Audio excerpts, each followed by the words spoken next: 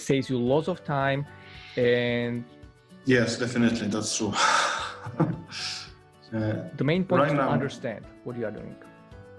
Sure, and right now I'm very thankful for those help library programs, really, because it's a kind of, I don't know how to say this in English, but when you were in school and you don't know something, you always could take a look at your note which you hidden in your pocket before in front, so that your teacher didn't see it. So it's a kind of, a reference for me. Yeah. It's very good thing, very good way, very good, and I very appreciate this stuff. Yeah, I mean those help library programs of yours. Great to hear that.